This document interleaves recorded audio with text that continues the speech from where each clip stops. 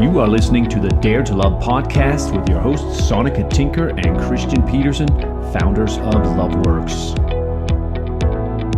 Hi, and welcome to the podcast. I'm really glad you're joining me. My name is Christian Peterson, and today's episode is part 2 of how men use or lose their power in relationship. And I'll just do this episode, I'll do a quick recap, just a bullet point form recap of what we talked about in episode 1. And then the focus of today's episode will be if you're a man's partner, so if you're a man's wife, girlfriend, husband, boyfriend, partner, how you can help your man in relationship feel powerful, step out of the victim role, and ultimately the point of this is for both of you to get more of what you want in your relationship and have a relationship that has a solid and harmonious and fun and good feeling power dynamic and mood to it. Also, towards the end of the podcast, I'll include comments and questions that I've gotten from folks on Facebook or who have sent me emails who would like me to talk about certain subjects, or I'll share what they said, and there's some pretty good stuff in there. So in recap, very quick recap from part 1, is we talked about some of the things that you as a man, or if you're a man's partner, can watch for that are signs of, you could say, losing your power or of spending too much time in a victim mentality. And, when you step out of your power or you are spending too much time in a victim mentality, it just has you feel bad. And it has all kinds of negative impacts on your relationship. It kills your satisfaction. It kills your sex life. It kills your intimacy, just to be blunt about it. So here are some things you can watch out for. Number 1, you hate it when your partner, wife, girlfriend, partner, gets upset and emotional about something and you'd really just like it to stop and go away and be somewhere else. Number 2, you don't share your own vulnerability, your fears, or your insecurities. You don't dare to do that, or you don't feel free to do that. Number 3, you say yes when you really mean no, or no when you really want it to say yes. Number 4, you just totally avoid engaging with your partner about emotional or potentially triggering stuff. So you don't talk, or you check out, or you find reasons to be elsewhere, staying busy with other distractions. Number 5, you don't feel safe or comfortable to speak your truth. You don't feel you can say what's really on your mind, so you find yourself weighing in your mind, is this really worth saying? Is this really worth saying? I don't know what's going to happen. She's probably going to blow up. When you begin to think things like that and weigh what you say, you know that this is happening. Number 6, you're afraid of her anger and intensity, or perhaps your own. Number 7, you find yourself trying to dominate your partner with either logic or reason or physical intimidation. And number 8 is the opposite side of that coin, is you wimp out or fold or bend or resign yourself to your fate. You don't even stand up for anything. You're just like, yeah, whatever. Is it even worth it? No, probably not. All right, so those were the 8 points that we talked. There's way more detail about this in part 1 and some great background material and insights about it. The next little list I'll give just as a brief recap before we jump into the material for today's episode is some of the things you as a man can do, some of the actions you can take to be more grounded in your power, to step out of a victim stance and to go for what you want, and ultimately to get a whole lot more of what you want in your relationship. Number 1, own your own wants and needs and speak them out loud. Go for them directly. If you want something, don't second guess it. Just own that, hey, I want this, and that's okay. Number 2, know how you feel and communicate how you feel. And typically, I know there are generalizations involved when I talk about men and women. I get that. And typically when you're in a relationship with a woman, just communicate more of how you feel than you think is necessary. And getting to know your own emotional landscape is absolutely a superpower that'll serve you forever. Number 3, stay present and engaged even when things get emotionally heated or intense. Stay present and engaged. Number 4, take your space consciously and powerfully. It's okay that you need space or silence to sort things out, or just because you want to, period. But take your space consciously and powerfully, not in a huff, not by checking out, not by making up shitty excuses. Number 5, be willing to take an interest in stuff that isn't necessarily your personal highest priority. See more details about that in the last podcast. Number 6, make connection, heart connection, a very high priority. Whether it's naturally your priority or not, it isn't for everybody, but make it a priority. It will serve you and your partner and your marriage or relationship so well forever. Number 7, keep your promises. Be in integrity. Be a trustworthy, demonstrate that you are a trustworthy person. According to a lot of research, trustworthiness is the number one quality female partners want in a man. So keep your promises, and if you can't, clean them up in a good fashion.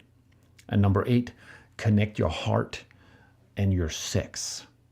Make love and sex connected. Make it be a blended thing so you can't even tell the difference. We teach more details elsewhere in our work about the practicalities of how you do that. For now, just plant that seed in your mind to connect your heart, your love, and your sex drive. Okay, great. Those were the very quick bullet points of what we were talking about in episode 1. In part 1 of this episode, which I call How Men Use or Lose Power in Relationship. So now I'm going to jump to what I wanted to talk about specifically here in part 2, and that is what you as a man's partner can do to help him out. These are the things, if you're a partner of a man, you can help it along the way. And I mean, I know it's in everybody's interest if I'm talking to you as the partner, wife, girlfriend, husband, boyfriend, partner of some sort. It's certainly in your interest to have a powerful, grounded, centered, open-hearted, loving man at your side, as opposed to one who spends a lot of time in victim or a lot of time in his head. So these are for you. Here are things you can do. So we're starting with number 1. Express generally appreciations of and affirmations of how he is a good man.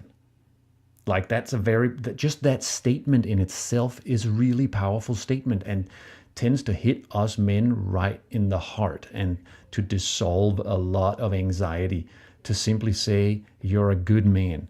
I see all the work you do. Thank you for how hard you work at XYZ, whether it's our professional job or keeping the house neat or fixing the roof. It really doesn't matter, any and all of it.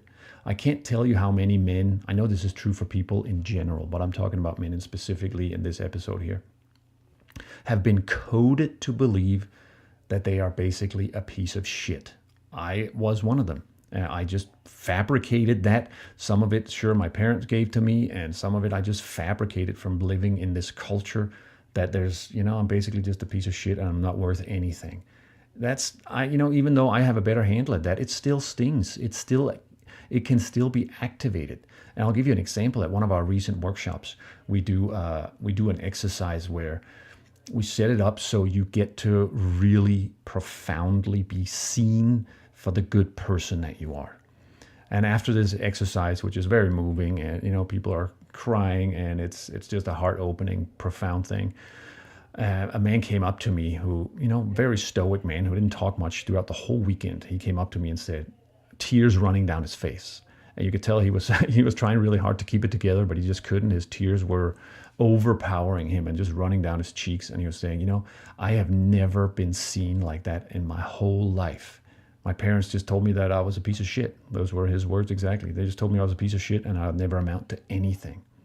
And when you're the partner of a man, you can be pretty damn sure that some version of that coding still lives in him.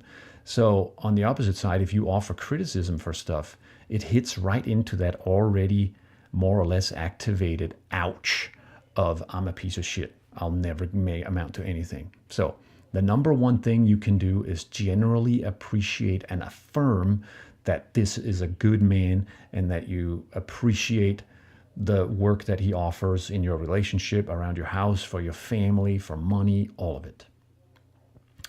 Number 2 is to witness his anger and to not take it personally. And I know for this is a lot easier said than done. And for a lot of partners, for a lot of people, period, who have grown up in families with angry parents, or if you yourself have been in relationships before with someone who was really angry or even abusive, this is a trial. I mean, this is a real challenge. I get that. And like Sonic and I, we do a workshop, for example, in our Gift of Conflict workshop, where we literally teach you how to do this. When you can witness your man's anger and not take it personally, a whole new realm of love and acceptance and power will show up for both of you. And I'll give you a really great example. We recently had dinner with a couple who did our mastery program a while back and had been practicing this stuff deliberately. And she said, we had such a great experience the other day. We've been practicing this, and here a couple of weeks ago, I had the first experience where I could genuinely, I was just there with him when he really got angry. She said, when I noticed he got angry, I first had to say, hang on a second, I got to step out a little bit. And she stepped out a little bit, grounded herself, reminded herself, okay, this is really not about me, and I can be here and I'm safe. And then she went back and she just was being present with him, witnessing and listening to everything he had to share in an angry energy. And she said, he gets loud, it gets intense. And she said, I was just there. And she said, it was one of the first times we just worked it through from there. It just got done. And it didn't have to be picked up later.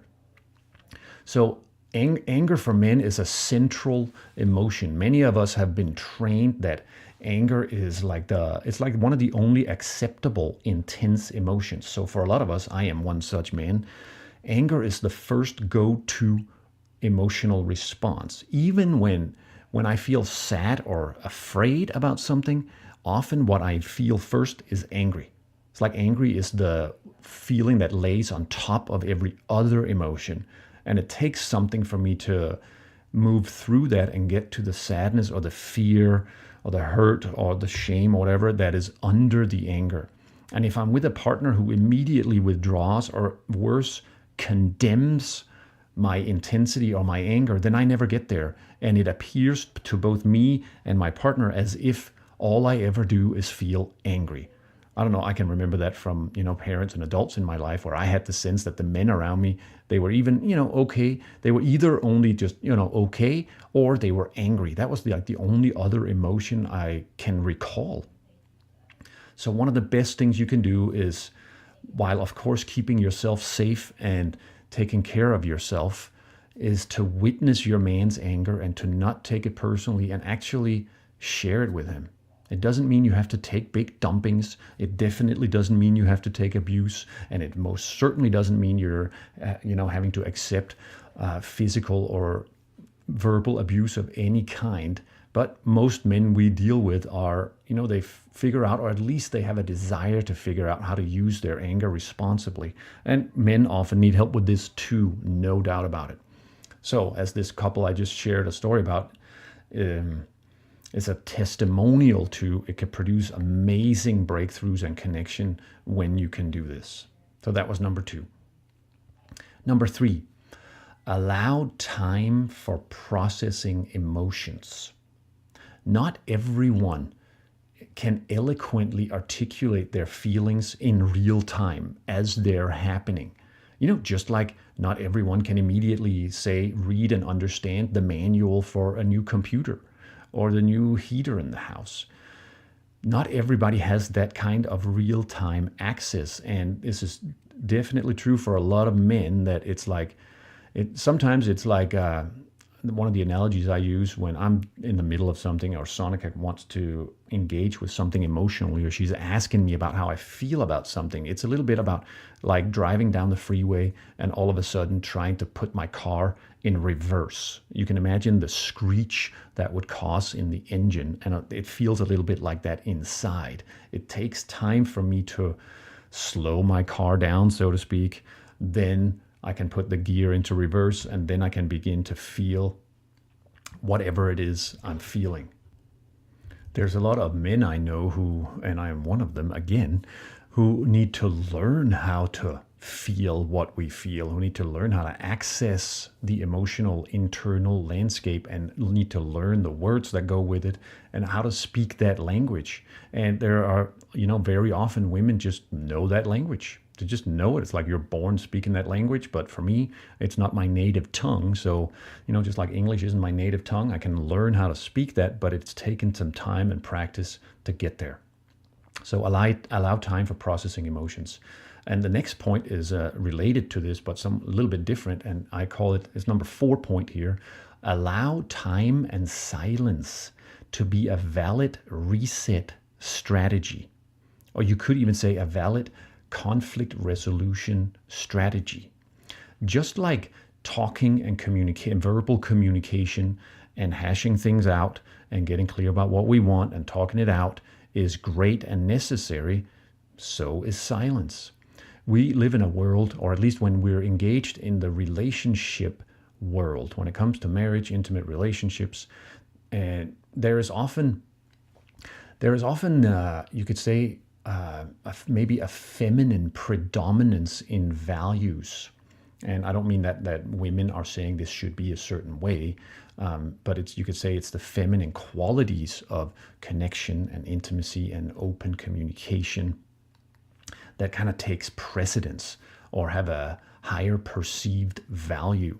I gave a quote in part 1 here from a newer John Gottman book, Dr. John Gottman and his co-conspirators, co-researchers, and they talk about how what men do or don't do in relationships are actually the key variable to whether a relationship is successful or it fails, which is curious, they say, because the vast majority of relationship books are written for women.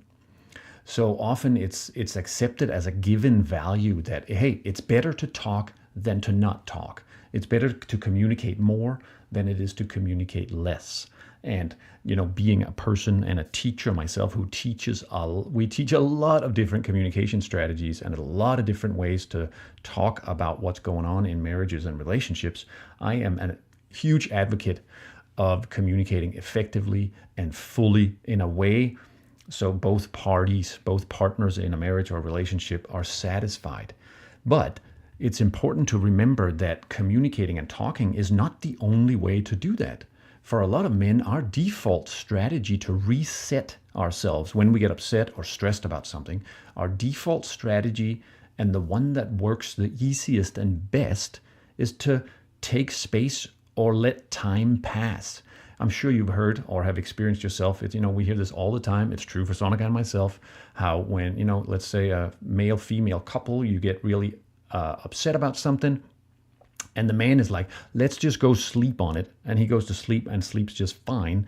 And the woman is like, I can't just go to sleep with that. I need to talk about this stuff before I can rest or relax, let alone go to sleep. So we need to talk this out. That is a very common cause of arguments. Just this, how do we process this? Not even whatever the upset thing was in and of itself. It's how do we process it? So one of the things you can do for your man partner is to allow the taking of space and the passing of time to also be a valid reset and conflict resolution strategy. I promise you, for me as a man, it really works. Sometimes when I can sleep, go to sleep, wake up, I am no longer in conflict. I feel way better, even if I were the night before mad or scared or shut down. It's done, and I don't need to talk about it anymore. And there's a lot of women who could learn from that just as much as I have learned, and men in general could learn from speak more, talk more, get more eloquent in how to communicate my feelings and how to deal with intense conflict topics. Both are true, but you can do a great favor and really help your man by honoring his version of doing this. Join him in the silence. Join him in the taking of time. Make it okay. And, on the flip side, of course, I would say the exact same thing to a man in relationship. Learn your emotional landscape. Learn the emotional language. Communicate. Don't just let stuff fester. But speaking to a partner of a man here is allow time and silence to be a valid strategy. Honor it as a valuable strategy that works for him. Number 5, in actions you can take or things you can do as a man's partner to help him out, stepping more into his power, not spending time in victim, and both of you get more what you want. Number 5 is give points for effort. Always give points for effort first. Let any effort count, even when there's room for improvement, even when you as the partner can see, if you can see 9 things out of 10 that need some serious improvement, that's fine. But start with giving some sort of acknowledgement or appreciation, or like I say, points for effort. Even if effort was made on only 1 out of 10 things you see could be improved, give some points for that. It helps men tremendously to get some points for effort. It helps us so much to keep looking at the other 9 things that we could also do better if first we get a few points for whatever it was we did do. And in simple communication, that often starts by, hey, thanks for making an effort to read that book, or thanks for being willing to come with me to this training. I really appreciate it. That makes me feel so good that you would do that. And then you can add whatever other things you see might still need some attention. That's totally fine. But the point here is give points for effort first. Number 6, fill yourself up. Don't count on your man to be your only social support structure, to be your only conversational partner, or to fill every single one of your social, connecting, intimate needs. It is not realistic that for any of us that any one person can fill all of our social, physical, affectionate, intimate, communicational love needs. It puts way too much pressure on that person. And often when you have the expectation that your man is going to be the one who can fulfill all your needs for conversational partners, you often end up getting terribly frustrated and disappointed. He ends up feeling awfully pulled on all the time, and like there's no space and silence anywhere, which is a crucial value for most men. So make sure you have other good support, and that you have other people to talk to, meaningfully talk to and share with and do fun things with, whether it's going dancing or, whatever things are fun to you. Make sure that he's not the only one. And so that as much as possible, you have a way to fill yourself up, sometimes with him, sometimes with other people, sometimes by yourself.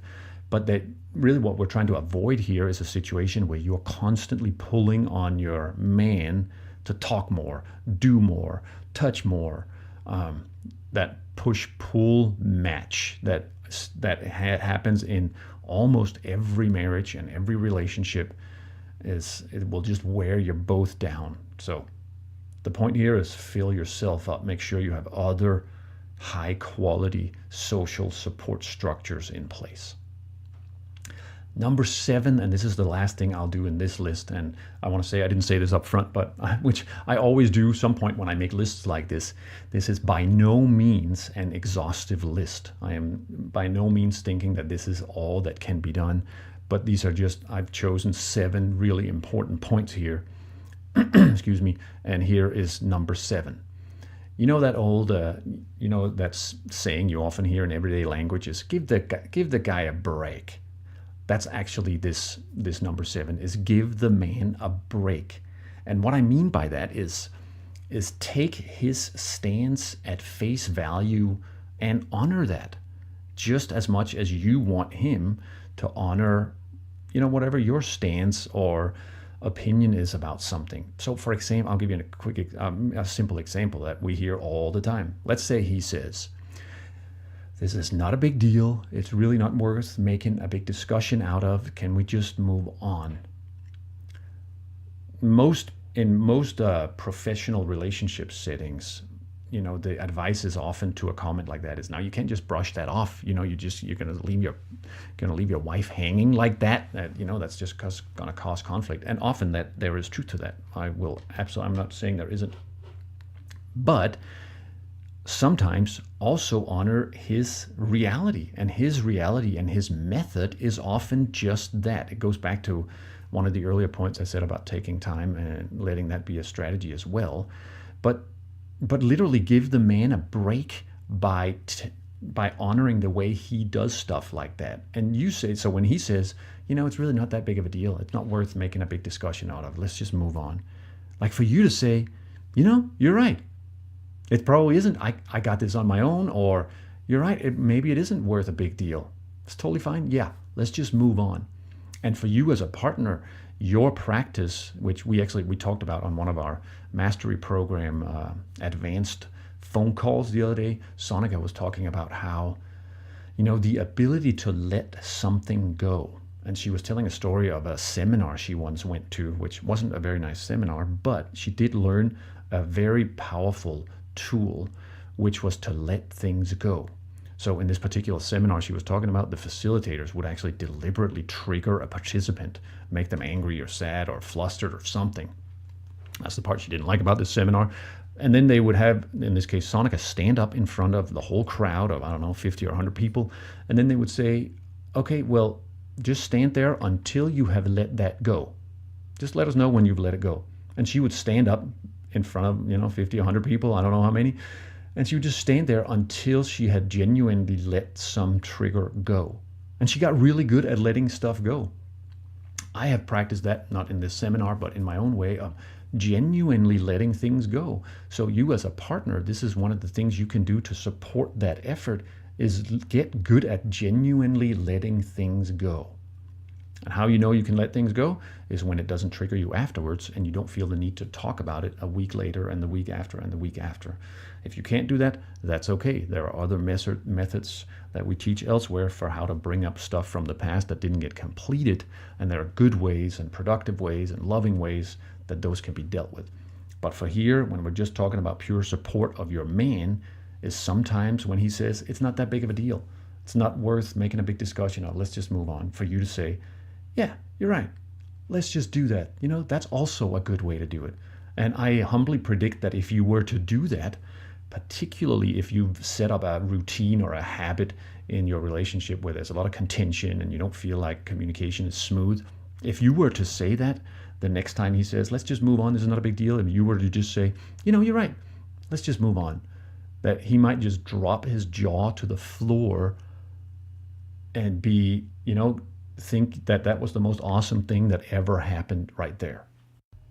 All right, so that was my list for now. And like I said, it's not an exhaustive list, but hopefully you'll find powerful actions you can take in there. And as per usual, you're always welcome to contact us for more information about any of this.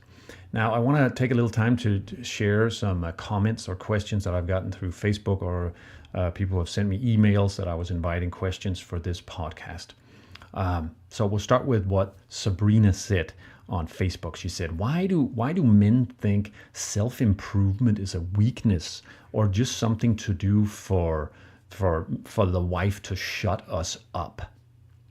And for one, whether that's accurate or not, I'm sorry you're having that experience, and I can imagine for everybody listening, you can imagine if you have that experience that your husband in this case is thinks it's a weakness to seek out help and will just do it to shut her up. You can, for one, imagine that would feel terrible to her. The other thing I'll say about that is why we think that's a weakness. Goes back to what I was saying about, how we have been coded and raised as men. That is definitely a cultural thing that we have been raised as men to think that is a weakness to seek out help of any kind. It's just a track that runs in almost every man's head that I should be able to do this on my own. We don't need help. We'll figure this out. And it basically means just what you said, Sabrina, that it's weak to try and seek help. We don't need this. And you might recall from the first episode, the first part of this podcast, part 1, I mentioned how men often operate on this emergency principle. It's only when the house is on fire I'll actually take a stance and do something different. And this happens in marriages all the time. There's often smoke around the house, so to speak, for years. It's a very common situation that a wife in a marriage or in a relationship, a woman in a relationship will be the one to say, we need help, this is not working, got to do something for years. And it isn't until she says, okay, I want a divorce, or you're out of here, that the man will sort of come to and say, holy shit, I need to do something right now. And, we've had, I can't tell you how many men and women have told us exactly that happened in their relationship. We had a great story of a man who came, he actually came after his wife he came to one of our workshops after his wife and him had separated like about a year before. And through our workshops, they actually brought their marriage back together, which was a great victory for them. But he literally said, it wasn't until the day she said, you're moving out today, that I realized we had some serious problems. So it really has been coded into us to act like that. And certainly one of my very most frequent and insistent pieces of counsel for men is, do not wait till your house is on fire before you begin to do something. It is so much more difficult to fix stuff when one of you has reached what we call the tipping point, where you're like, okay, I'm done. I'm throwing in the towel. I want a divorce, or I'm splitting up, or I'm moving out. It's just like, it's kind of like our health. Once we get too lazy or too fat or can't move anymore, and if that's when we start taking care of ourselves and exercising and eating better, it's a lot harder than when you just do it ongoingly. So there's a deeper piece for men about realizing that it's a strength to seek out help. And, the other thing you can do is, even if he's just doing it for you, is you could try to just appreciate that. Well, even if it's not your preference, I appreciate that you would do it for me. And another great way to ask, if you want to take your husband and bring him to a relationship workshop, for example, and he doesn't want to, you could just say, what do you need to give me what I need? I need for us to do this. I think it'd be really powerful. What do you need to give me what I need?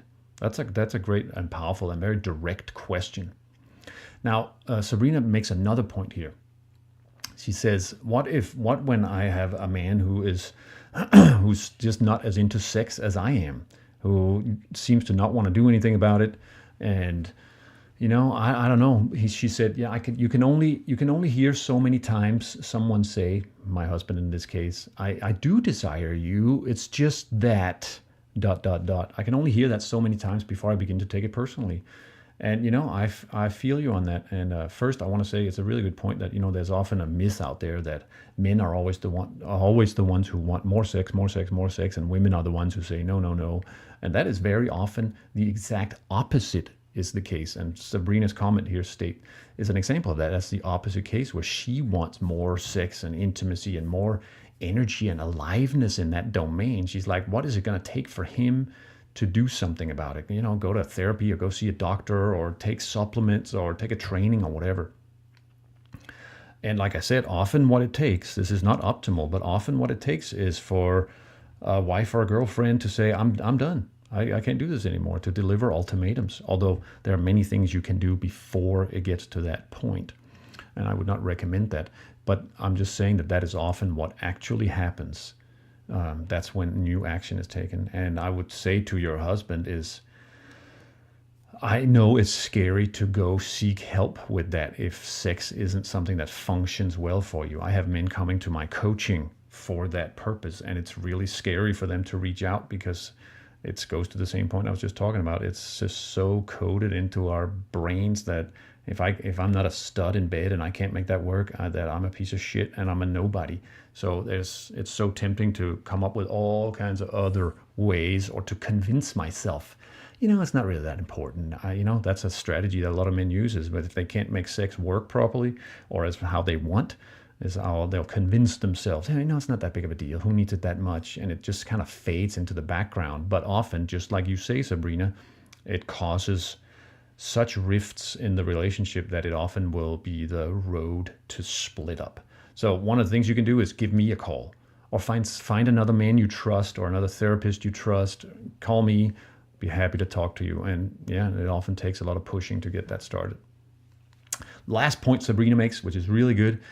How does a partner like that take charge when he's married to a powerful woman like me? Oh, I love that question. Thanks for bringing that out, Sabrina. The retreat I'm doing, called Power and Heart, a men's retreat I do, this going to take place in next time, January of 2019, is about that. Like, how do men step into their power out of this weak or victim role, step into power and meet equally their powerful woman? There doesn't have to be this, one is powerful and the other one is weak. Like, we can both be powerful. And how you do that, that's a very long answer to that. I do a whole weekend retreat on how to step into a space where you as a man can feel comfortable in your own power. And I'll tell you, one of the things that's behind this is a lot of men we don't want to, we're so afraid of showing up as dominant, chauvinist assholes that sometimes we default to just being way too nice, so to speak, which kills our power instead of, and it produces the result in relationship that instead of coming across as sensitive and caring and loving and accommodating, we come across as weak and irritating. So for a man to step into his power, it takes some exercising and some new ways to think. I'd say, give me a call. There's more to that. And you can listen to the first part of this episode, How Men Use or Lose Their Power. Tell your man to listen to that, because there's some great ideas for actions he could take that would help him step into that space. All right, next comment is from Les, who said about this whole topic. He said, I think it's about having the confidence and, dare I say, power to be open and honest about what I think, what I need, what I feel, what I like and what I don't like, and so on. I, as a man, can only do that when I feel safe. I have to believe that when I open up and share with my wife, that I won't be laughed at, ridiculed, shamed, disregarded, or humiliated. And this is a great piece. I really appreciate you saying that, Les. It's a great piece of advice for you if you are the partner of a man, is to do absolutely anything you can to avoid ridiculing, shaming, disregarding, and humiliating what he says. We're focusing on being in relationship with a man on this episode, but this is universally true for anyone you're in relationship with, is to honor what is being said. And it's one of the things that's required for me as a man to really step into my power, is to feel safe that when I do, it won't be used against me later. So thanks for that comment, Les. Donna asked the question, or it's a statement actually. When a man tells me he's interested in getting to know me, she's out dating she's a single woman out dating. When a man tells me he's interested in getting to know me better and doesn't contact me after he says he's going to, it shows me that he's not really interested, like that his words and actions are incongruent. And I'd say, yeah, you're right about that. It shows exactly that. And it was one of the bullet points or the actions I gave to men for really step yourself into your power and for getting more what you want in your relationship is keep your promises. Do what you say you're going to do. Show up how, where, and when you say you're going to show up. If you don't, it for one creates doubt inside yourself, but it also creates the experience that Donna is having here that, wow, there's a guy that doesn't care about me. There's a guy who can't be trusted. And, most of the time it's pretty easy to do that. All in a situation like this, you're better off saying, instead of not saying anything, let's say it's a date and you as a man have said to maybe someone like Donna, hey, I'm really interested in you. I'm going to get back to you. I'll give you a call or send you a text. Maybe you change your mind. That's fair enough. But instead of not saying anything and just doing the ghosting thing, it's really easy to stay in integrity by just communicating by however means you do that, to say, I notice I'm not inspired to take this any further. I really appreciated the time we shared together. Just like that. Anybody I know would much rather hear that and can take that as a mature adult, and I'm sure Donna would be happy with that, as opposed to nothing. Because when you just say nothing, it invites her to make up shit about you, to make up stuff, and she doesn't know what's going on. So it's an invitation to make up stories that don't feel very good. Okay, one more here here's a funny little thing from Veronica. She said, when I would simply want an ear, for my husband to listen, he used to try to fix it, and I would get so frustrated because he wasn't listening. He soon learned to say, call your mother instead. which was actually a really good idea, she says. In time, he also totally learned to listen and tune out when necessary, LOL. So that goes back to that point I was sharing to partners about making sure their man is not your only social support structure or conversational partner. And it's cool. These guys could have some fun with that too. And the last thing I'll say here, and then we'll round this episode off, is Jerry said a brilliant thing on Facebook. He said, as a protector and a provider, for me to relax and be in intimate space requires me to trust that everyone is safe and I have enough time to get out of my armor. If I'm criticized for the length of time that it takes, it will never happen. And it goes back to what I was saying about allowing time to process emotions. How Jerry says it here is allow time for me to step out of my armor. A lot of men walk around this world in a ton of armor, emotional armor. And it takes some time, just like it would take time to get out of an old-fashioned iron cast armor. It takes some time to get out of it. But when I can, and when it's okay that it takes time, now I can really step into feeling like a protector and a provider and being open with you, my partner, and sharing with you and talking to you and relax with you. So that's one of the best gifts you can offer to your man partner, is allow time and honor the fact that it takes longer than it might take for you. You're going to do him a great service, and he's going to be so much more there for you. All right. That was all I want to share with you in this particular episode. This was part 2 of how men use or lose their power in relationship. Feel free to contact me if you want some more information. Our website is loveworksforyou.com. That's our main site. There's a contact button on there. And you can also check out, I'll put the link to the retreat I'm doing in the description of this podcast. Other than that, until then, I hope you'll have fun practicing some of this stuff, and I look very forward to being with you next time. You have been listening to the Dare to Love podcast with Sonika Tinker and Christian Peterson, co-founders of LoveWorks. And hey, if you found this podcast to be valuable, would you hit the share button and go ahead and share this with your friends on Facebook, Twitter, or wherever your favorite hangouts are. Thanks so much for sharing the love.